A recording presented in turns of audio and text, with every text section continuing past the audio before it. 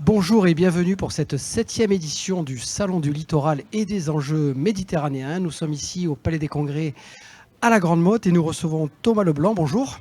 Bonjour.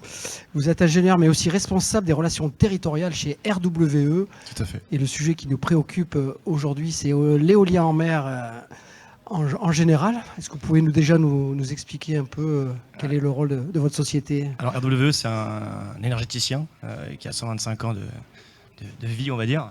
Et on a 19 parcs en mer dans le monde entier, principalement en mer du Nord, mais on travaille aussi sur le solaire, l'éolien terrestre, le stockage, l'hydrogène, plein d'autres technologies de la transition énergétique.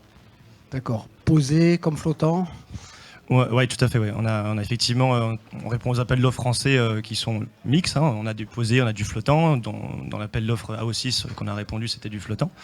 Notre expérience, elle est basée sur ce qui existait avant, ce qui se faisait avant. Donc c'est beaucoup du posé en mer du Nord, c'est par rapport au fond marin majoritairement du temps. Et donc en ce moment, on a pu travailler depuis 2 ans et demi sur un appel d'offres du territoire. Donc des 2 projets qui sont au large de nos côtes, de 2 fois 250 MW qui devraient être construits au-delà de 2030. Et dont les horaires vont être bientôt connus dans quelques semaines. On l'espère, oui. Une des questions qui préoccupe le territoire et qui est aussi ressortie du débat public, c'est qu'est-ce que peuvent apporter les éoliennes au-delà de l'emploi? C'est la question touristique. Et vous êtes penché sur cette question. Quels sont vos retours d'expérience pour un groupe tel que RWE?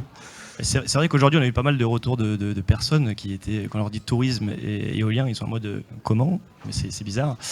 Et en fait, on a des parcs qui datent, nous, depuis 20 ans déjà, qui fonctionnent. On a créé des choses autour de ces parcs pour que ce soit utile et attractif et que ça ait des retombées sur le territoire. J'ai quelques exemples à citer. Il y a des fonds territoriaux qui sont sur la Grande-Bretagne notamment, qui permettent de financer pas mal d'actions de territoire sur la rénovation de ports, sur la mise en place de centres d'interprétation, des visitor centers, comme on les appelle.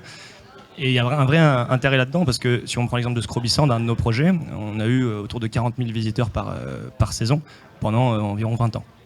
D'accord, donc les gens sont intéressés pour aller visiter ces géants d'acier?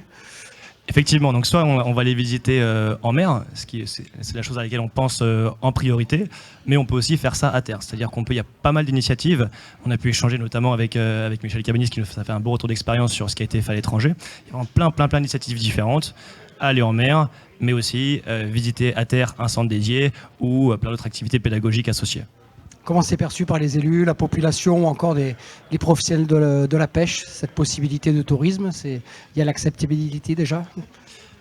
Alors effectivement, avec la pêche, on dialogue très régulièrement et on était justement pendant cette table ronde avec un professionnel de la pêche qui prévoit dès aujourd'hui de reconvertir, pas reconvertir, mais plutôt diversifier ses activités, continuer à faire de la pêche parce que c'est son métier initial, mais continuer aussi demain à faire pourquoi pas des visites du parc éolien en mer au large.